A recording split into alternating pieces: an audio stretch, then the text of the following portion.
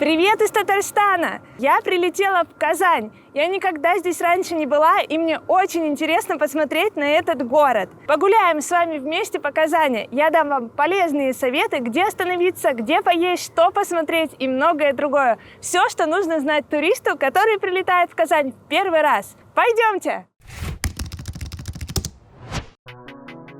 Я прилетела в Казань из Санкт-Петербурга. Время в пути составило всего 2 часа. Аэропорт Казани оказался небольшим и удобным. Здесь работает бесплатный Wi-Fi, поэтому вы легко сможете связаться с родными или вызвать такси даже без мобильного интернета. Аэропорт находится примерно в 30 километрах от центра Казани. Добраться в город можно 3 способами. Первый – сесть на автобус. Минус этого варианта в том, что автобус идет на автовокзал, а не в центр города. Поэтому ехать до туристических мест придется долго и с пересадками. Второй способ – сесть в электричку. Она следует до ЖД-станции, которая расположена в центральной части Казани. К сожалению, электрички ходят редко, это неудобно. Третий способ – вызвать такси. В Казани работают привычные нам Яндекс, Uber и другие службы. Поездка на такси от аэропорта до моего отеля в Старой Татарской Слободе обошлась примерно в 600 рублей.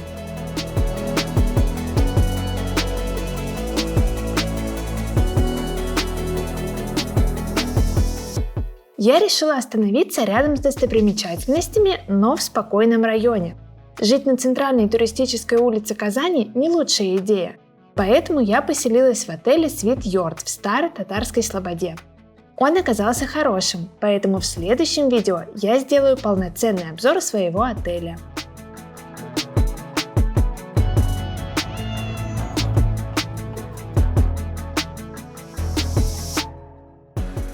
Очень удобно, что я поселилась прямо в Старой Татарской Слободе. Это одна из главных достопримечательностей Казани. А рядом есть другие места для прогулок – Зеленый парк и красивое набережное озеро Кабан. До Казанского Кремля и улицы Баумана я доходила пешком. Места красивые, поэтому пройтись было приятно. Я в Казани меньше суток, и мне уже здесь очень нравится. Поделюсь с вами немножко наблюдениями. Во-первых, я заметила, что здесь очень многие говорят на татарском, и все таблички тоже дублируются на русском, английском и татарском. Мне это очень нравится. Мне нравится, когда народ так трепетно относится к своей культуре, и здесь чувствуется какая-то особая атмосфера из-за этого. Даже на набережной я гуляла, и здесь играет национальная музыка. Это так приятно. Не просто какие-то современные, которые там могут всем понравиться, а вот именно национальные. Это тоже создает какую-то особую атмосферу. Вообще Казань такая уютная и очень благоустроенная. Я удивилась, что город вот именно такой. Никак не ожидала, что здесь настолько комфортно. А еще некоторые места очень напоминают Турцию, особенно возле мечетей или просто где-то вот такая атмосфера, даже запах какой-то, жареное мясо, какие-то сладости, мед.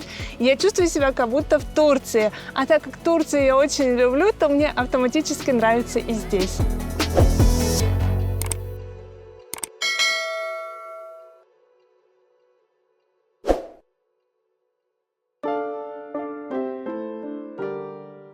Что посмотреть в Казани?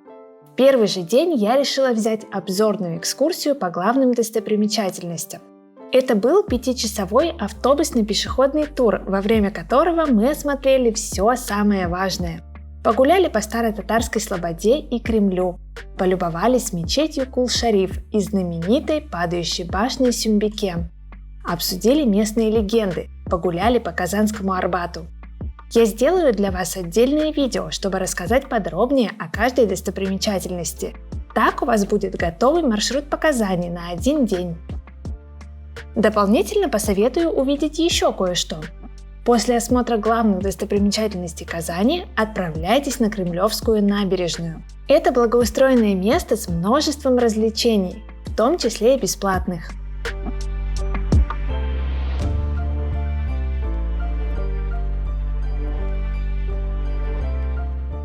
Погуляйте по центральным улицам и отыщите персонажей татарских сказок.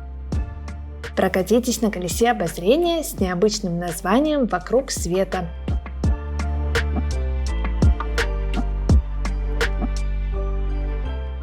Колесо обозрения в Казани одно из самых высоких и самых необычных в России. Здесь каждая кабинка посвящена какой-то стране или городу. Конечно, я выбрала Казань. Здесь играют татарские песни, и отсюда открывается обзор на весь город.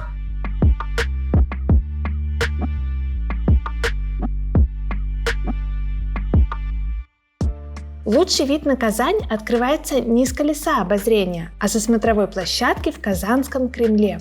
Но концепция аттракциона все-таки интересная, поэтому его стоит посетить. Еще одна необычная достопримечательность Казани – центр семьи Казан. Внутри находится ЗАГС, а рядом набережная, по которой приятно погулять. На другом берегу стоит Кремль. Это очень красиво.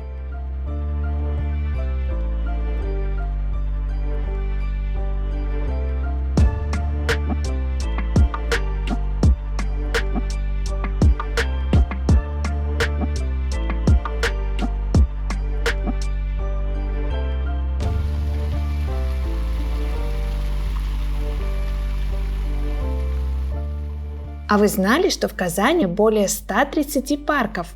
Город очень зеленый и ухоженный. Сходите в самый главный – парк тысячелетия Казани.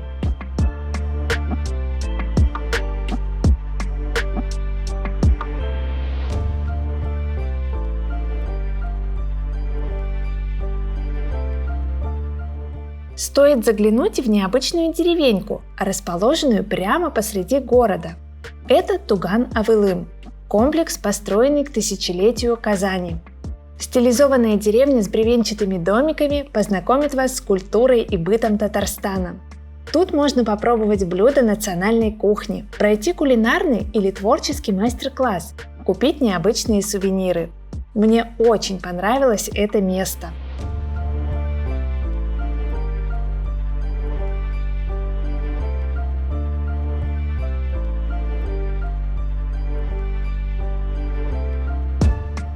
А это необычное здание, напоминающее дворец из диснеевского мультфильма – театр кукол Экият. Детали его фасада можно рассматривать бесконечно. Рядом с театром находится музей трамваев под открытым небом. Экспонаты можно осмотреть как снаружи, так и изнутри. Интересные факты прописаны на табличках возле каждого вагона.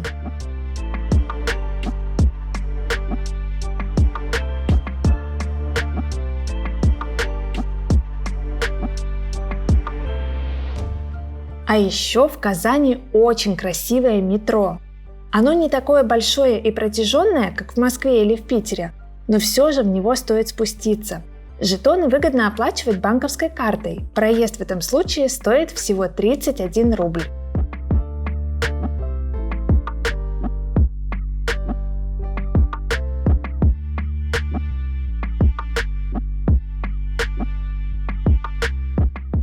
Больше всего меня впечатлила станция метро Кремлевская. Здесь кажется, будто ты попал на выставку или в музей. Красота невероятная. Здесь вас окружат мечети и сказочные персонажи.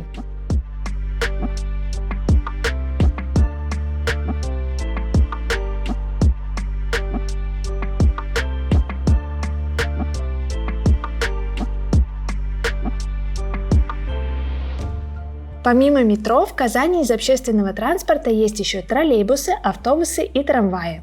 А вот маршруток в городе нет. Оплачивать проезд в автобусах тоже оказалось выгоднее не наличными, а банковской картой. Расписание и маршруты можно проверять в интернете или на остановках.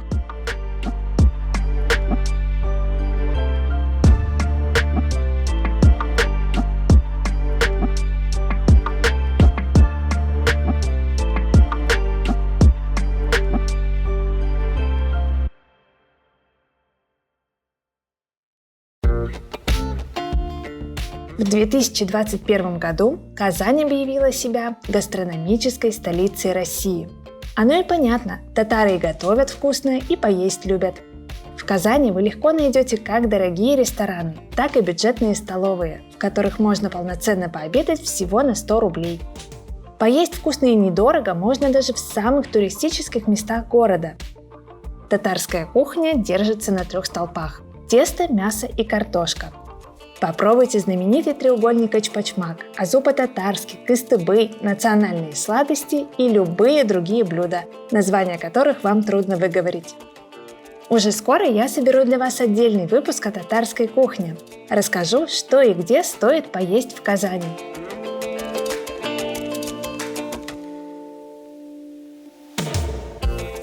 Голодными вы тут точно не останетесь. Даже в супермаркетах можно купить знаменитые пирожки и сладости. Уверена, что цены вас порадуют. Кстати, местные жители сказали мне, что самый вкусный чак-чак делает казанский хлебозавод номер 3 и магазин домашней еды Бахетле. Готова это подтвердить.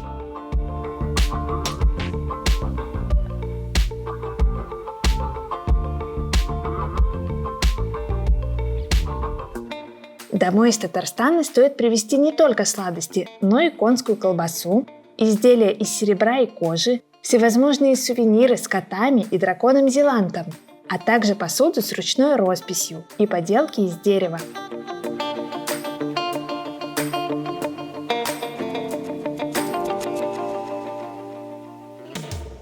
Я считаю, что в Казани нужно побывать обязательно хотя бы раз в жизни. Думаю, вы со мной согласны. Обязательно подписывайтесь на мой канал, потому что дальше я покажу, что нужно посмотреть в Казани, и поподробнее покажу свой отель. Ставьте лайк, если вы хотите побывать в Казани и вам понравилось это видео. А в комментариях поделитесь впечатлениями, если вы здесь уже были. Буду рада любым советам и наводкам, что посмотреть, где поесть и что-нибудь еще.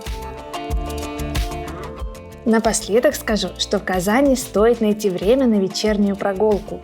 После заката город становится особенно сказочным и волшебным. Не забудьте заглянуть в описание под видео. Как и всегда, я прописала там самое важное, чтобы вы ничего не потеряли. До встречи в следующих выпусках!